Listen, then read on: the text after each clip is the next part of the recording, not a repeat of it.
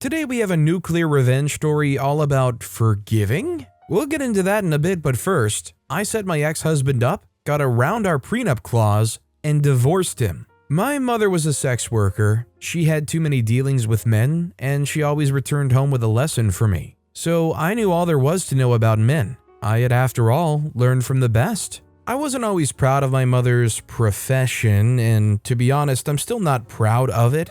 I still wonder what life would have looked like for me if my mother had a normal job like other mothers that I knew. As a child, she sat me down and we had a conversation about what she did. She did not mince words. She didn't hide anything. She said that all there was to say, as it was, and then she left my 8-year-old brain to deal with her mother telling her what she did for a living was dirty, and that other kids may be warned to stay away from me because of what she did. Interestingly, I was never short of friends despite my mother's warning. I just always found my own people at every point, and it was heartwarming. Shortly after my mother died, I moved out of town into the city to be an exotic dancer, and it was there that I met my ex-husband and my friend who's not my closest friend in the world. Are you wondering how the story about my mom's profession is relevant? You'll see in no time how her tips and advice helped me get out of a difficult situation with my ex-husband. Let's be frank, many of us who were in the exotic dancing business were desperate to leave. And why not? It wasn't exactly the kind of job that you went out and told people that you did. I was tired of not sleeping. I just wanted to sleep at night like normal people, and because I was excellent at what I did, I always had to be up most nights in a week, putting up a show. That was another life lesson my mother taught me. If you're going to do something, then do it excellently. Dancing excellently ensured that I was the best paid dancer at the club where I danced. For my safety and the fact that I didn't ever want the lines between an exotic dancer and a sex worker to blur into each other for me, I never, ever provided private sessions. If you wanted to watch me, then it had to be at the club. Aside from wanting to sleep at night, I was also aware of the numerous safety-associated problems that came with what I did. I'd seen and heard of many of the dancers who went missing, got assaulted, harassed, and sometimes murdered. It wasn't a safe business, and the plan was to make some money, train as a hairstylist, and then get out of there. But then again,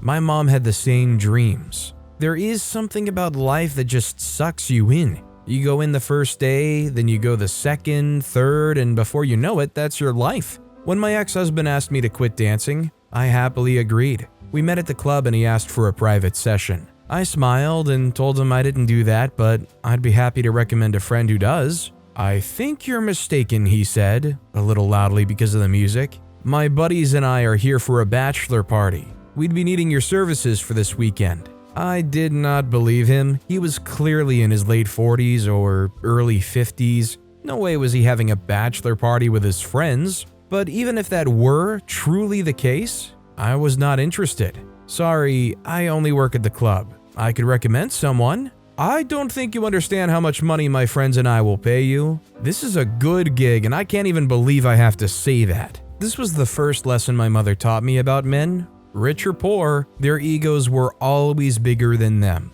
They were never comfortable with a woman saying no to them, and it hurt even more when that woman was in the sex business. My mother once told me about a sex worker who turned a wealthy man down. She just didn't want him, so she turned him down even though he was willing to pay good money for her services. The man got very upset that a sex worker whom he thought was easily accessible to all men was making herself inaccessible to him. He kept coming back weekly to see if she'd change her mind. All the other women at the brothel threw themselves at his feet and begged him to choose them instead, but he refused. He wanted that one woman who wanted nothing to do with him. I asked my mother why he was so adamant, and she said, it wasn't that she was special or different. It's just that she rejected him, and his ego was much too fragile to handle that. I smiled politely again and turned down his offer. "Is there a rule of sorts against granting private sessions? Are you not allowed to work outside of this establishment? I could speak with the management." That was another thing about men.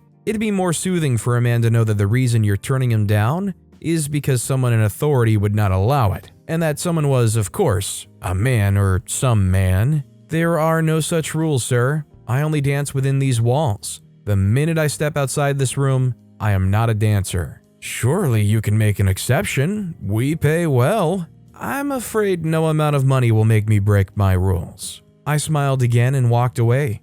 I'd learned enough about men from my mother and my own personal experiences to know that that was not the end. So I wasn't surprised when I was getting my makeup off that evening and the club's manager asked to see me. "Is there a chance that you can have a private dance session for a couple of old friends?" "You know I don't do that," I said matter-of-factly. The men at the club knew me. I don't break my own rules, and why should I? People who break their own rules and go against their own principles are the most unreliable kinds of people. What is a person without their principles? Also, personal principles are set by self. So why should anyone find it difficult to follow rules that they did not have to create for themselves but created them anyway? The next morning, I'd gotten out all my makeup and was in my sweatpants and carrying my huge bag of costumes, makeup, and makeup removers when a sick black car stopped in front of me. I knew nothing about cars and I still don't, but I knew a sleek, expensive car when I saw one, and I didn't need anyone to tell me that that was an expensive car. The window of the backseat rolled down slowly and I saw the man from the previous evening. "Can we talk?" We already did. By now, he seemed worried about how uninterested and unimpressed I was. "Can we at least give you a ride to wherever you're going?" I said, "I don't live too far away, I can walk." He said, "Come on. I prefer to walk, it's a great form of exercise." He said, "You're a dancer, you do the best form of exercise." He smiled. "I'm harmless, I promise." "Awesome. I'd still rather walk. Have a nice day." I suspected that he was going to be back, and I was right. 3 days later, he handed me a hefty tip and asked me to have dinner with him. "Are you asking me out?" I asked him, trying my best to conceal my surprise. "Yes, or do you not go on dates too?" I said, "I don't know about dating a middle-aged man." He said, "I'm sure a good number of middle-aged men have requested a date with you." I wanted to tell him that that's never happened, but I refrained from doing so and decided to go out with him. I thought, why not? He was quite cute and clearly had a lot of money. I may have been an exotic dancer, but I cleaned up really nicely and knew just how to be ladylike. Again, I learned that from my mother. On our first date, I wore a beautiful dress, styled my hair elegantly, and wore heels. He took me to a beautiful highbrow restaurant. We had dinner, talked, and at the end of our date, he said he'd call me. I knew he would. Even when a week passed and I didn't hear from him, I just knew that we had too much chemistry for him to never call again. I was right. He called me again. He was only in the city for the party and had to leave because of his business. He asked me to come with him to where he lived and promised to give me a good life. "I just know that I want to spend a lot of time with you." I told him I'd consider his request. He then asked if I was willing to stop dancing. I assured him that dancing was where my work ended. People often assumed that sex work and stripping were intertwined, and while truly some people do both, I drew a very clear line. He said he wasn't comfortable with it. He had a reputation. I told him again that I'd consider it, but I already knew what my answer was going to be. I was already tired of not sleeping on most nights. Sleeping all through the day to make up just wasn't cutting it for me anymore. In less than 2 months, I stopped dancing at the club and moved out of the city to live in my ex's mansion with him. My ex was rich and so was his dad before he died. They were so rich that he still had money that he and his sister inherited from their father, and he had chains of businesses. He was married before me, but his wife left him on account of his infidelity. I told him that cheating was a complete deal breaker for me, and he assured me that it was no longer a vice for him. He was a lot older and had gained a higher perspective, was what he told me. I wasn't joking about the infidelity thing. I don't believe that cheating can be a mistake. I always thought it was the most disrespectful thing anyone could do to their partner. When he told me that he wanted us to have a child together, I asked him to marry me first. My mother would roll in her grave if I had a child with a man I wasn't married to, with no protection for myself after all she taught me, so I refused. If he wanted us to have a child together, then he must do things the proper way and marry me. I noticed his reluctance to marry me, but I wasn't bothered. There was no way I would carry his child if he wasn't going to marry me. One evening, he handed me a beautiful diamond ring. "That is your engagement ring," he said to me. I smiled and wore it, but I knew I wasn't going to do anything until we were properly married. He tried to get me to have his child again. "We're already engaged," he pointed out. I rolled my eyes. "When are we going to set a date?" He refused to pick a date, but when he eventually did, he told me that he was going to have to set something up so none of us got hurt. I knew what he was talking about. A prenup. I had no problem agreeing to a prenup. It wasn't like I was trying to use him for his money or anything. Even though I knew he was terrified of that happening, I had no plans to leave him. With him, I could finally go to college, have a family, and get my life together. I even fantasized about getting therapy. Our prenuptial agreement stated that if I left the marriage 7 years after our wedding, I get nothing. But I got the usual benefits if he was caught cheating or had done something huge enough to qualify as a ground for divorce. I accepted the terms, and we got married. Shortly after our marriage, I got pregnant. At this time, I was madly in love with my ex. We had managed to build a beautiful union, and even his friends were jealous. He'd landed a woman who wasn't young and hot, but was also genuinely in love with him. I, however, got to see why his ex-wife left him after I got pregnant. My ex-husband suddenly stopped hooking up with me. He'd even get offended if I tried to initiate it. He'd point out that I'd gotten fat in different parts of my body, ignore me, and spend a lot of time away. He always gave me the silent treatment. I was basically on my own all through the pregnancy. I became very unhappy and uncomfortable. I wanted to leave, but I couldn't. If I left, I'd get nothing. Plus, I had a child on the way, and I wanted to give him a life better than the one my mother gave me. I needed his money to do that. At some point, I resolved to get things done either way. I was going to leave him, and damn the consequences. I decided to go back to exotic dancing, make enough money to go back to college, and find a job that I'd love. I was determined until we found out that I was having a girl. I just couldn't imagine having a daughter and no money to care for her. I always knew I was going to be a mother, and I wanted to be the mother of a girl, but I could never have a girl go through what I did. That would be like recycling the life my mother had and the one I had. I wanted to do things differently, so I stayed. One day, my ex-husband's former driver reached out to me and confessed that my ex was cheating with multiple women. He would go to strip clubs and hook up with the women there. He did all this while refusing to hook up with me and blaming how I looked for it. I asked his driver if he was willing to testify so I could get a divorce, but he chickened out, claimed he was lying, and blocked me from calling his number. There was a good chance I could get a divorce and a fat settlement if I could just prove that my ex was cheating, but I knew there was no way I'd get evidence, especially when I knew the women he was cheating with would never be disloyal to him. I decided to manufacture his infidelity. I reached out to an old friend at the nightclub. We're besties now, and she came to my rescue. I taught her all she needed to know about seducing my husband. I sent her to the club he frequents to pick women up,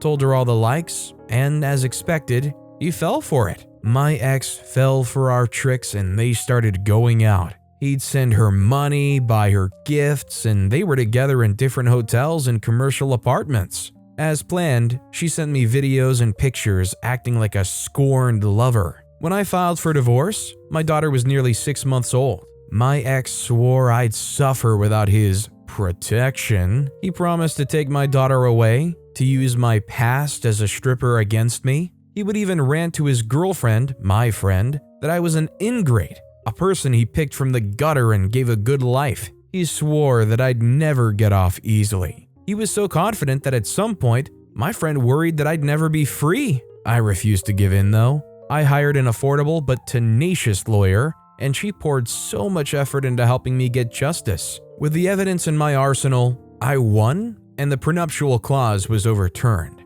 I got enough money to take care of myself, my ex still had to pay child support, and I got the house. The saddest part for my ex was finding out that he'd been played. Especially by someone like me. That was something I came to learn about men on my own. They always underestimate women. Not only did my ex lose me in our marriage, but he also lost the woman he thought he could fall back on. At first, he thought the picture evidence came from a third party, but I guess his attorney told him that the picture evidence showed that the person who took them was the woman he was with. They also could not claim that they were set up because my friend and I made it look as though she sent me those pictures to scorn me and get me to leave my husband so they could be together. I will always be grateful to my best friend for helping me get justice. Not many friends can do what she did, and the fact that she wasn't tempted to keep taking his money gladdened me. Today, my daughter and I are better off for the favor she did us, and she's my best friend in the whole world. Well, needless to say, that's definitely the kind of friend that has a little bit of extra "you owe me" privilege. I mean, this person just kind of uprooted their life for a while to help you get this revenge. That is a real friend. Our next story is, forgiving is smart, forgetting is foolish. Many times, people like to talk about how time heals all wounds and how it keeps the wounds locked in. But what they forget to tell you most times is that the one thing that is capable of keeping it fresh is vengeance. They never tell us how vengeance is a reminder of a debt owed that is yet to be paid, a debt that must be paid. Now, do not get me wrong. Not all wrongdoings should require revenge. I believe that there have been certain wrongs that I've considered inconsequential in the long run, and that it would have been simply stupid of me to pursue revenge. But there are some things that you know within your very core that you couldn't afford to let go. You just have to rumple the sheet of the bed they lay on and exert your revenge in the best way you knew how. And I guess this is where I should tell you that knowing who your opponent is the best way to plan your revenge against them. Now, let me get into why I plotted this revenge and why I couldn't sit still in the shadows and let my ex-wife get away with everything. My name is Zeph, from the name Zephaniah, and I married Daphne at the ripe age of 25. My life with Daphne has been nothing short of a beautiful symphony, each note composed with love and devotion. From the moment we met, I knew she was the one, my soulmate, the person I'd been waiting for all my life. Our dreams intertwined effortlessly, creating a future filled with limitless possibilities. Together, we danced through the early days of our marriage, weaving dreams into reality with the threads of our love. Music had always been my passion, and Daphne encouraged me to pursue it with unwavering support. Her writing mesmerized me, and I felt blessed to have her by my side, guiding me through the winding paths of life. Maybe I was still caught up in the frenzy of my first real love and the idea of what life was and could be with Daphne by my side.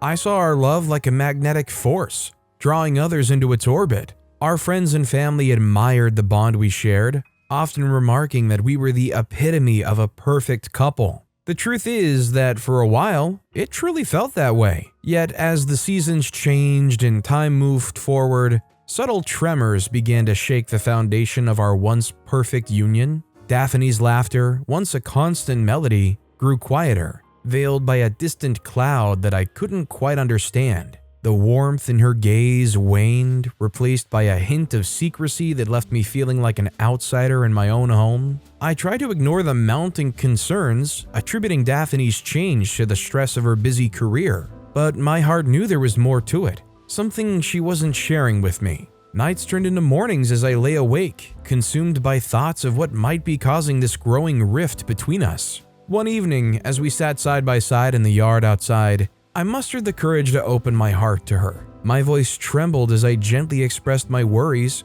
hoping to bridge the distance that had grown between us. But her replies were vague, and a sense of unease settled in the pit of my stomach. I yearned for the intimacy we once shared, for the deep conversations that used to flow effortlessly, but each attempt to peel back the layers and connect with her on a soulful level seemed to be met with walls I couldn't penetrate. My heart ached for the love we had lost, and music became my refuge, the one place where my emotions could flow freely without judgment. My guitar became my confidant, capturing the notes of my pain and confusion as I played into the night. I refused to let go of the love that had once bound us so tightly, clinging to the hope that we could rekindle the flame that had flickered. I cherished the memories of our laughter, the dreams we had woven together, and the promises we'd made on our wedding day. But as the days stretched into months, I had to confront the harsh reality that our love story might not have a fairy tale ending. Daphne's walls had grown too high, leaving me feeling like an outsider in my own marriage. In the midst of heartbreak, I knew I couldn't lose myself in the shadows of a love that was slipping away. I deserved happiness, fulfillment, and a partner who would stand by my side through the storms of life. I believed Daphne was that for me, and I hung on to the belief that we would find our path to each other like we always did. As I was with choosing to marry Daphne, I was wrong on this too. The day I uncovered Daphne's affair is forever etched in my memory, a haunting reel that replays in my mind when I least expect it. It started innocently enough, with a misplaced phone call that left me feeling like a puzzle with missing pieces. That evening, as I sat on the couch in the living room, the faint ringtone of Daphne's phone echoed from the kitchen. She was in the shower and I thought nothing of it, assuming it was just a friend or a work-related call. But when I picked up the phone to check the caller ID, my heart stopped. The name displayed on the screen was not one I recognized. Mark, it read. My mind raced, trying to find a logical explanation, but my gut knew there was something amiss. Fear and denial gripped my heart as I struggled to make sense of it all. It wasn't about the call, really. Neither was it about the person that called. My mind was unsettled. I tried to shake off the uneasy feeling, convincing myself that it was probably just a colleague or an old friend. But the nagging doubt persisted, and I couldn't shake the urge to investigate further. And that was our undoing. That night, as Daphne slept peacefully beside me, I crept into the living room and unlocked her phone. My hands trembling with apprehension, my heart raced as I scrolled through her messages, praying that my fears would be unfounded. Yet, there it was, the undeniable evidence of her affair with Mark, a coworker at her workplace. The messages were laced with affectionate words and their previous meeting plans, sending daggers through my heart with each sentence I read. It felt as though the ground beneath me had given way and I was falling into a dark abyss of a betrayal. At that moment, my world shattered. The woman I had loved so deeply had been carrying on an affair, and I'd been oblivious to it all. I felt like a fool, blind to the deception that had been unfolding right in front of me. And as the weight of the truth settled in, heartbreak turned to anger. Anger at myself for not seeing the signs. Anger at Daphne for betraying my trust. And anger at Mark for manipulating her emotions. I wanted to confront them both, to demand an explanation for the pain they had inflicted upon me. 3 days after that, I sat Daphne down and calmly asked her about the affair. Her reaction was not what I expected. She didn't deny it or show remorse. Instead, she met my questions with an icy gaze, her words laced with arrogance. "I don't owe you any explanations, Zeph," she retorted, her voice cold and devoid of emotion. "Our marriage was falling apart long before Mark came into the picture. This is not just about him, it's about us." Her callous response felt like a slap in the face, and I struggled to find the words to respond. How could she be so nonchalant about the pain she had caused? How could she dismiss our years of love and commitment so easily? And if anything, why did she have to hide it from me? It all felt like an elaborate cover-up to how she had knowingly and purposefully stepped out of the marriage and the vows we agreed to. As I looked into her eyes, I realized that the woman I once knew was slipping away, replaced by a stranger who bore little resemblance to the person I had married. The realization left me devastated, feeling as though the foundation of my life had crumbled beneath me. Yet, I felt that she would come around. I was a hopeless fool in love, hanging on to the past in sheer refusal and denial to accept the present. But notwithstanding, Daphne made it clear that she wanted a divorce, and there was no room for reconciliation. The divorce proceedings were bitter and fraught with tension. Daphne seemed determined to take as much as she could from our life together, leaving me with little. Our assets, once a symbol of our shared dreams, were now reduced to bargaining chips in a battle of emotions. Lawyers got involved, and the courtroom became a battleground where the remnants of our love were fought over like spoils of war. It was a gut-wrenching process, watching the life we'd built together torn apart piece by piece. As the dust settled, I found myself with a mere fraction of what we had once shared.